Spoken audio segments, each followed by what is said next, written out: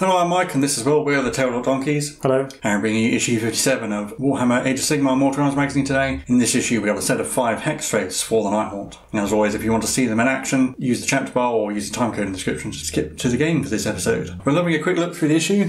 First up, obviously, we have some background on the Hexwraiths. So these are sort of ghostly riders, a lot of whom were former knights in their past lives, and they're obviously a very useful unit for undead generals to have with their speed and their ability to pass through walls. In fact, they pass through their foes, and in doing so, they sever their souls from their bodies and kill them that way.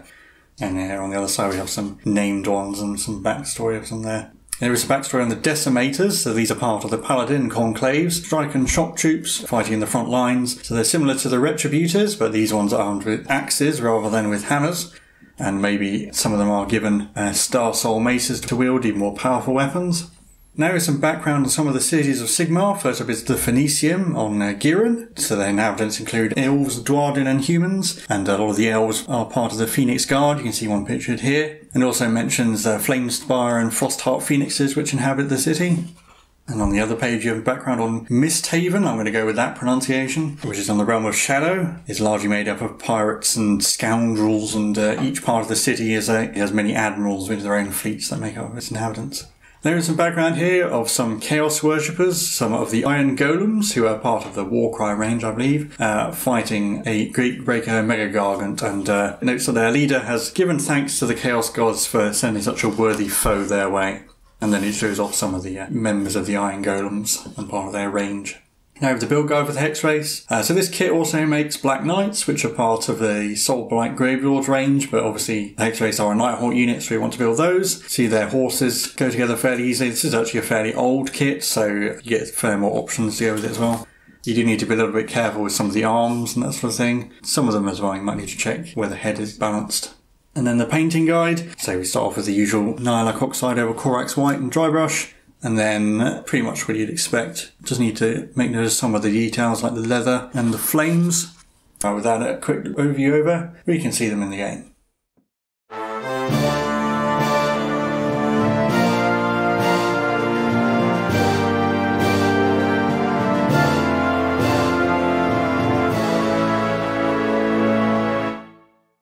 So now we're on to our battle, and we've got our warscroll for our new Hexwraith models. So these are the first non-hero cavalry unit that the Nighthaunt gets, so they have a nice long 12-inch move. They have 2 wounds each, because I guess they're on horses, and they have 4+ save and 10 bravery, as a lot of the Nighthaunt have. Likewise, they are ethereal and they can fly as well. Their weapons, the scythes they carry, have 2 attacks, hitting on 4s, wounding on 3s, with the Ren -1 doing 1 damage. And the unit leader, who's called the Hellwraith, gets an extra attack. Their horses are the same as the Dreadblade Harrow's horses, so 2 attacks hitting on 4s and wounding on 5s. Their scythes have the Frightful Touch ability that a number of the other sort of wraiths we've had do, so if they roll an unmodified 6 to hit, then it does a mortal wound instead of rolling to wound. And they also have an ability called Spectral Hunters, and what this does is, after the unit's moved in the movement phase, you can pick an enemy unit that a model from this unit passed across when it moved, and obviously because they can fly they can pass across other models. If you do that, then you roll a dice for each model from the Hexwraith unit that passed across the enemy unit. For each roll of 5+, the target unit suffers a mortal wound. It's a bit finicky, but I'll talk about that in a second because there's an example over the page. So here we have an explanation of the Frightful Touch. And then with Spectral Hunters, you can see as these Hexwraiths have moved here, 3 of the Hexwraiths passed across the Sequitur unit in the middle, and so you roll 3 dice and any 5s do mortal wounds. Where this gets kind of complicated is that you can technically, so those 2 on the flanks, for example, could have moved not in a straight line, for example, so also passing over the models, because you move models one at a time, not the whole unit as one block, if you like. And you can also do strange things like moving up and on top of a unit and then move back again, and that still counts as passing across, or at least according to various FAQ and commentary documents that have come out. So not super straightforward necessarily, but we'll see that in action in the game, I'm sure, and then hopefully it'll be a bit clearer then. And then we just have a little bit of fiction to introduce the game. So here a Guardian of Souls is moving amongst the tombs of the dead, trying to find the most powerful souls to bind to the will of Nagash. We have our strategic overview again, so an update on how the fight in the realm of metal is going. The Stormcast Eternals have managed to leave the glitter mine and the Ark relatively well protected, but they sense the Nighthaunt are up to something. They're just not sure what yet. But down here it's revealed that the Nighthaunt are sending warbands out across the realm to try and find more undead and preparing for their eventual withdrawal from the realm of metal. So their plan is their preparations for the final fight. And here's our map again, so there's just a little bit about the Nighthaunt Hexwraiths attacking a Caradron Overlord's skyport, raids by the Nighthaunt, and then fighting in some underground tunnels where the Stormcast Eternals run into a force of Nighthaunt. And so here we have our battle plan, Lightning War. So here's our battlefield. We've got our 3 battle mats as usual, 3 objectives set up across the centre as you can see there, and then the territories are on the short edges of the board, so they're a really long way away from each other. It takes place in the Realm of Metal again, so we can use the Realm of Battle rules. But then for the armies, we actually have a choice each to make. So there are 2 armies available, both sides, and we have to pick which one we want to use. So the Nighthaunt Option A army is a Knight of Shrouds, Spirit Torment, 2 units of 10 Chain Rafts, 2 Chain Ghasts, and 4 Grimghast Reapers. And they're called the Enchained, or the second option is the Riders of Reikenor. So that's Reikenor the Grimhailer, the Knight of Shrouds on Ethereal Steed, 2 Dreadblade Harrows, and 5 Hexwraiths. Whereas for the Stormcast Eternals, we have Sturmfell's Stalwarts, which it's the Hailstorm Battery, which is obviously the Lord Ordinator, 3 Castigators and a Celestar Ballista, the Night Questor, the other Celestar Ballista, 3 Gryph-hounds and 3 Retributors, or the other option is the Stormweavers, which is the Lord Arcanamon Celestial Drakatine, the Lord Arcanamon Gryph Charger, 2 units of 5 Sequitors and a unit of 3 Castigators. They kind of both have a sort of slow foot-slogging army and a fast, more cavalry-based army. It actually suggests that each player secretly chooses one of the forces and then reveals them only when about to deploy. We set up the Time Worn Ruins, the Fallen Sigmar statue and the Signorite Mausoleum, and then the Nighthaunt begin by setting a unit up first. The game lasts for 5 battle rounds, and most victory points is the winner, and the victory points are scored as follows. A victory point for each victory point controlled at the end of a player's turn, for the objectives they control, and if a player at the end of their turn controls an objective that at the beginning of the turn was in control of their opponent, they gain another victory point, and that's in addition to the one they have for controlling the objective in the first place.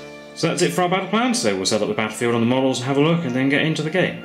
So here's our board set up. So you can see the centre of the board at the moment. There's the 3 objectives across the centre line there. On the left is the Time Worn Ruins. Over to the right is the Signorite Mausoleum, and then at the top is the Fallen Sigmar head. And we've got on the terrain table and got result 3, which is Sparring. It's +1 to bravery if you're near it. Yeah, so probably won't be that useful for the Nighthaunt, but anyway. The Nighthaunt deployed on one end of the board, so you can see the deployment there. And I've gone for option B, the Riders of Reikenor, mainly so we can see the Hexwraiths, and I want to use their speed to get to the objectives really quickly. Holding the objectives might be a challenge, but we'll see how it goes. And I think the other army would either get shot to bits by ballistas or trampled by the Lord Arcanons, if I chose the all-infantry one. So I've got a Dreadblade Harrow, the Knight of Shrouds, the 5 Hexwraiths, and this guy in the middle is the Hellwraith. I've got Reikenor the Grimhailer and the other Dreadblade, and Reikenor will be my general. And the other end we have the Stormcast. And I went for option B, which is the one with the 2 Lord Arcanums, mainly because I think the other army will be a bit too slow to get to the objectives in time, especially if the Nighthaunt pick the cavalry army, and also because there isn't really that much front line in this army. It's only really the Retributors and the Gryph-hounds, which are slow and squishy respectively, so I think the Sequitors will probably see me through better in this scenario. So we've got the 2 units of Sequitors, one behind the other there. The Lord Arcanamon Celestial Drakatine in the middle, then the 3 Castigators, and then the Lord Arcanamon Gryph Charger on the flank. And the Gryph Charger one will be my general. So we're on to battle round 1 and rolling off. Nighthaunt of 1. I guess I'll go first. So on to Nighthaunt turn 1. So I'm going to have Reikenor cast Mystic Shield. There's a very slight chance the Castigators might get in range of something, I suppose. He fails to get it with a 5, he needed a 6. So, movement phase is very simple. The 2 Dreadblade Harrows are going to use their Phantasmal Discorporation ability to move up the board and get near the objectives. So they're both within 6 inches of 2 of the objectives. And then everyone else ran. Reikenor got to go the furthest, and he's moving up to that side of the mausoleum to back up that Dreadblade, and then everyone else is moving up the other side. That's going to be it. So at the end of the turn we do control of objectives, and each Dreadblade can only count for 1 objective. I'll cap the 2 ones on the edge. Okay, so they're both under Nighthaunt control, and they gain a victory point for each of them. So onto my turn, I gain a command point, and we'll start with the Lord Arcanamon Drakatine. We'll try and cast Mystic Shield. Getting a 6, getting an 11. Yeah, Reikenor's not near enough to unbind, so that goes off. I'll put that on the other Lord Arcanum. And then that Lord Arcanum will try and use Metamorphic Warding, getting a 7. Getting it with a 7. I think he'll put that on himself as well. The Lord Arcanamon Drakatine ran, he rolled a 6, and he got himself all the way over here. And the other one's going to ride the Winds of Theric, and I'm going to nominate the direction to be in the direction of that range ruler. So roll 6d6, and he moves that many inches. That's quite a big roll, 26 inches. That's enough to get him all the way over here, up next to the other Lord Arcanum. And then everyone else is going to run, so I'll just do that off camera. And with some good run rolls, the Sequitors have moved up in their 2 lines like this, and the Castigators have reached there. But the Castigators ran, so no shooting, no charging. So at the end of my turn, the Nighthaunt can take control of the middle objective as well. But they don't get any victory points this turn because they only get them in their own turn. So we're on to battle round 2 and we're rolling off again. 3. 4. I think I'll go first again. So on to Nighthaunt turn 2. My hero phase, gain a command point, and Rykonor might as well try and cast Mystic Shield again, hitting a 6. He gets it with an 8. I'll try and unbind that, doesn't matter which Lord Arcanum. No, with an 9 I did. In my movement phase, it's going to be some shifting. Rykonor's going to fly over the mausoleum. We're holding position almost to kind of invite the Stormcast in, because I don't think we would be able to hold the objectives too well against them. Apart from this, one Dreadblade is going to be brave and is using his Phantasmal Discorporation to move over here to be in range of the Castigators. And then this Dreadblade is going to declare a charge. It's going to need at least a 9, gets a 10, and he's going to charge into the Castigators like that.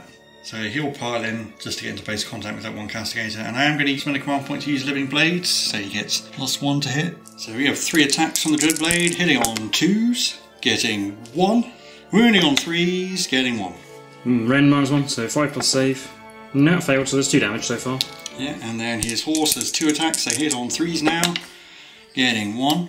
Wounds on 5s, gets a wound. It's 4 plus save. Nope, so that's another wound. So we do lose 1 Castigator, but well, with Cycle of the Storm, we kind of negate a wound effectively, so we only take 2 wounds overall, but this one here will die. Then the Prime will pile in round like that, so getting in range to attack. And we've got 4 attacks hitting on 4s. We've got 3, and wounding on 4s, getting 3. Well, 4 plus save for the Dreadblade, getting 3. And the Nighthaunt hold all 3 objectives at the end of their turn, so they gain another 3 victory points, going up to 5. So my turn, I gain another command point, so let's go up to 2. We will try and do a Metamorphic Warding from the Lord Arcanum on Dracoline, needing a 7. Getting a 6, nope.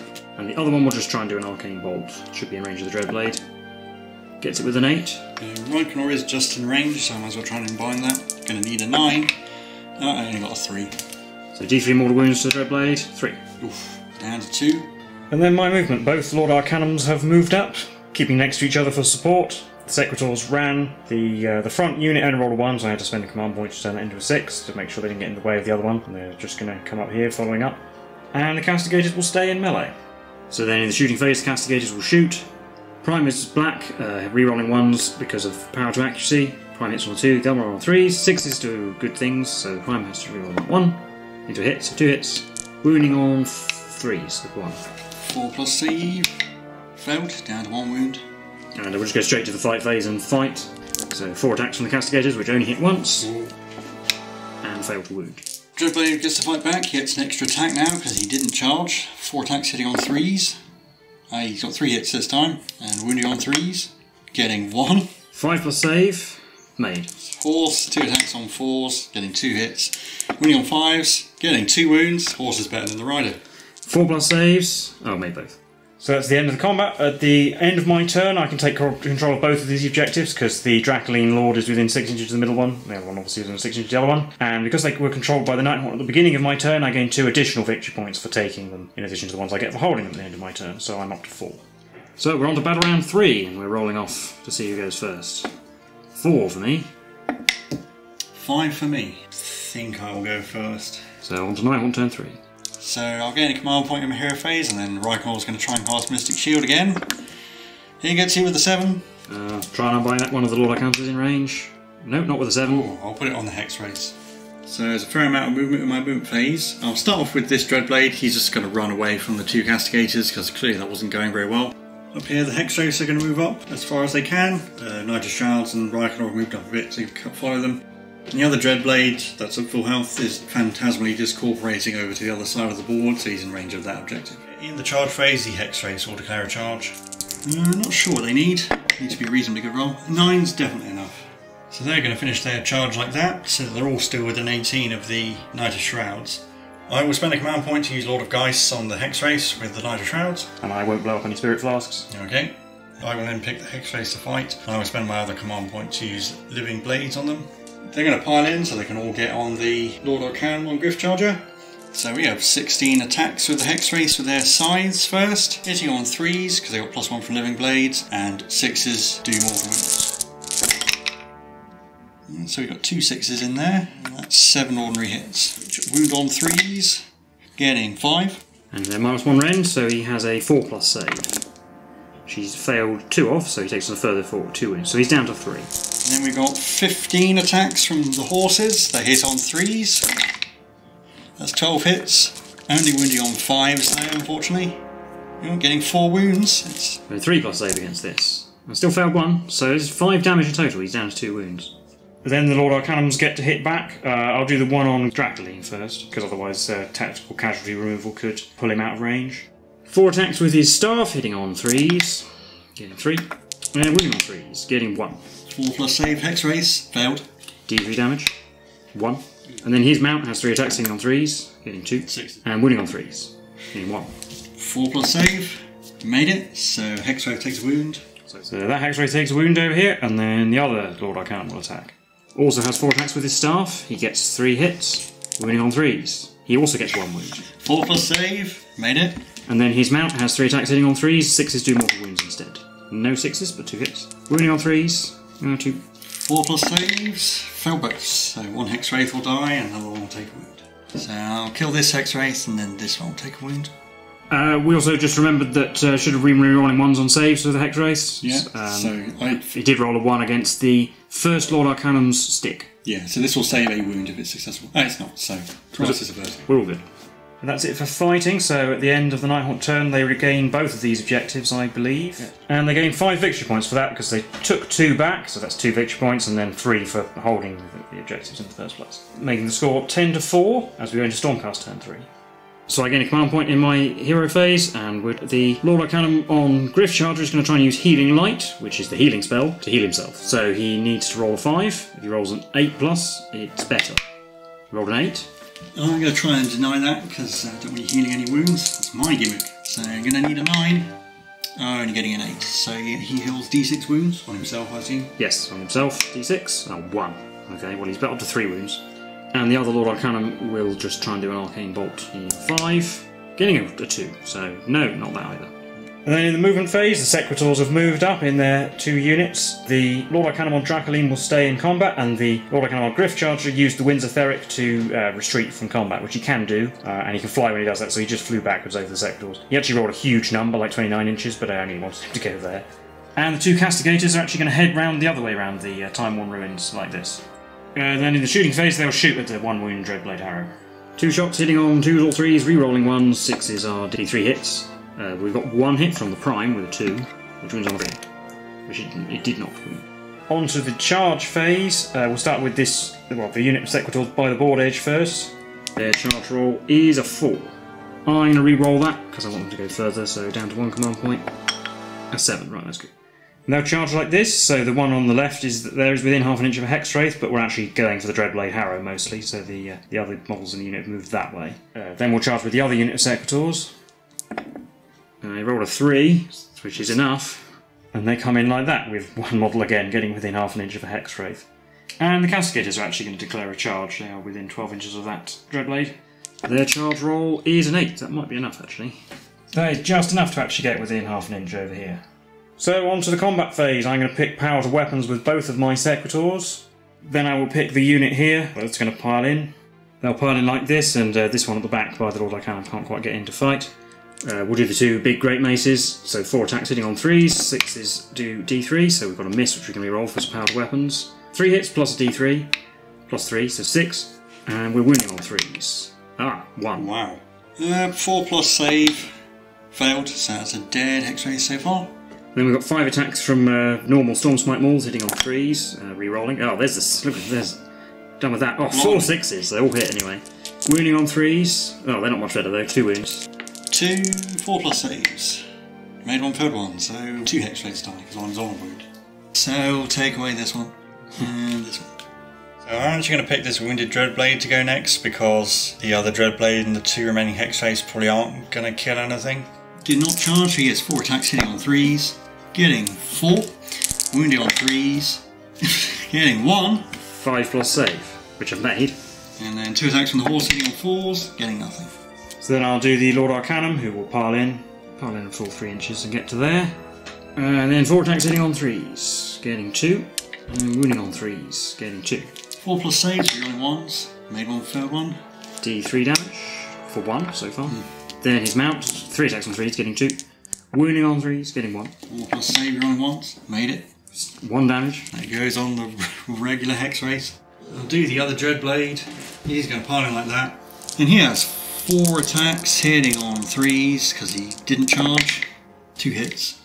Wounding on 3s, getting 1. 5 plus save, re-rolling once. Failed, so it's 1 damage so far. And the horse, 2 attacks on 4s, getting 2 hits. And 5s, getting 1. 4 plus save, re-rolling once. Made it. So we take a wound on Sequitor, put it on this one. And they will fight. So we can get 3, including the 2 Great Maces fighting the Dreadblade Harrow. The middle Great Mace is in range. And this Sequitor on this end is in range of the Hexwraiths. The one in the middle has to stay there to maintain cohesion. So 5 Great Maces on the Dreadblade Harrow, hitting on 3s, re-rolling misses. And we've got a 6 and re-roll into a hit. So 4 plus d3 hits. 1, so 5. Wounding on 3s, getting 1. Again, that's terrible. 4 plus save, made it. And we've got 1 normal mace on the Dreadblade, hitting on 3s, re-rolling. Got 2. And winning on 3s, getting 1. 4 plus, made it. And the other mace on the Hexwraith, hitting on 3s, re-rolling. They hit, and 1 wound. 4 plus, re-rolling 1s, failed, so the other random dies. Finally, the Hellwraith is going to go, and he's going to attack. He'll attack this unit as Sequitor's. 3 attacks for this side, hitting on 4s, 6s do a mortal wound. He missed. 2 attacks with the 4s, hitting on 4s, getting a hit. Wounding on 5s, getting nothing. And then my 2 castigators get to go. 4 attacks hitting on 4s, getting 3. Wounding on 4s, getting nothing. At the end of the turn, because there's no battle shock test necessary, I will gain control of both of these objectives, because I've got a lot of Sequitors on this one, and the Lord Arcanum is on the middle one, and the Hexwraith isn't. So I gain 4 victory points for taking them. So that brings us to battle round 4, and we're rolling off. I rolled a 1. Which means I get to pick, because I win the draw. Yep. So I'll choose to go first. I gain a command point on my hero phase. Rykon's going to cast Arcane Bolt, needing a 5. He will use a Corpse Candle on himself to take a mortal wound, and give him +3 to the casting roll. Okay, so he's down to 6. Yeah, see if we can get a big roll. Oh, you can. That's 12, which I can't unbind. I'm going to cast it on the unit of Sequitors with a wounded model. D3 mortal wounds for 2. So I use one of my units as a Cycle of the Storm, so that effectively only becomes 1, because he dies and then comes back and then dies. So in my movement phase, the Night of Shrouds has moved across to get 3 inches away from the castigators. The Dreadblade that was failing at killing them has fallen back to be stand next to Rykonor, has moved across, so they're both within 6 inches of that objective in the middle, so I can take hold of it. This Hellwraith, he's retreating, but he's retreating by flying over this guy here. So he's going like that, so you can bomb him hopefully. And then that 1 Dreadblade Harrow is going to stay engaged with those Sequitors. So on a 5+, that unit of Sequitors takes a mortal wound. They do not. Yeah, and that's because basically his move path was this, so he did pass across that unit, which again is a little bit sort of weird if you're not used to that kind of thing, but that is allowed. So. The Night of Shrouds will charge the castigators. 3 is the minimum. So yeah, the Night of Shrouds moves 3 inches and gets in contact. And then Rykonor might as well charge as well, because I need to kill the castigators. Needs a reasonably high roll. 5 isn't going to be enough. For the unit of Sequitors that's engaged at the beginning of the combat phase, I will do power to weapons again. I don't really care about the shield people dying. I'm going to pick the Night of Shrouds because he's more important, and he will pile in to get both of them in contact. I'm going to spend my command point to use Living Blades on the Night of Shrouds as well. 4 attacks hitting on 2s. Oh, didn't make any difference, so 3 hits. Wounding on 3s. Get the other one in the box. 3 wounds. -1 rend. So 5s. Nope. So 4 damage so far. We do need to do the horse because I've got a Cycle of the Storm in range. Yeah. 2 attacks with the horse. Hitting on 4s. 3s, but he didn't roll any 3s. That's 2 hits. Wounding on 5s. Getting 1. So if I fail this save, which I did, yeah, that's 5 damage, which even with Cycle of the Storm is enough to kill the castigators. Huzzah. So that's dead castigators. Then I get to pick these Sequitors to go. So they'll pile in. There's one who still can't get in range. Great Maces hitting on 3s, re-rolling. We'll need it.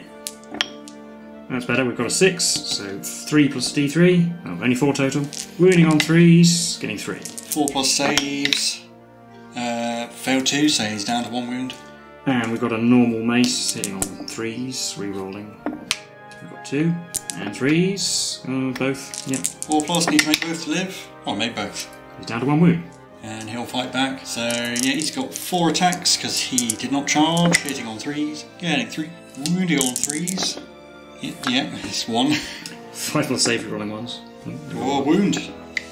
Yes, wound. It is a wound. And the horse? 4s, nothing. So there's a wound on that Sequitor. And then that's the end of the turn, so the Nighthaunt take the middle objective with 3 models to 1, and hold another one, so it's 3 victory points overall, so it's 13 to 8, as we're going to Stormcast turn 4. So up to 2 command points. We'll try and do Healing Light again with the damaged Lord Arcanum, needing a 5. He gets a 9, which is the big version. No, you can have that. Okay, so he regains d6 wounds, 3, right, so he's up to 6, still not full. And just Arcane Bolt from the other one, from Dracoline, just about get it with a 6. Yeah, I'll try and unbind that. Needing a 7, getting a 7. And then in the movement phase, the Dracoline Lord Arcanum has moved out to challenge Reikenor and the Dreadblade over there. The Sequitor unit that's unengaged has moved into the middle, and the General Lord Arcanum has come back into the fray, having had a bit of a rest. And this other Sequitor unit down here will stay in the fight. So straight to charges, we'll do the Lord Arcanum on Dracoline. So his roll is a 7. So he'll go round the back of the Dreadblade, going for the top objective. Then the Sequitors in the middle will charge. And they roll 2, which I definitely need to re-roll, so and 1 command point. 9, that's better. So they'll charge there, staying more than 3 inches away from the Lord Arcanum. And then the Griff Charger one will charge. He needs another 2. Yeah, he's fine. And he'll finish there. At the end of the combat phase, the Lord Arcanum on Dracoline will blow up all 3 of his Spirit Flasks, so that will do 3 wounds to himself, bring him down to 4. Will kill that Dreadblade Harrow and bring Reikenor down to 3 wounds remaining. The Night Shrouds is out of range, yeah, as are the Sequitors. Then we'll do the Lord Arcanum Griff Charger's command ability to give the Sequitors fighting Reikenor both powers of weapons and shields.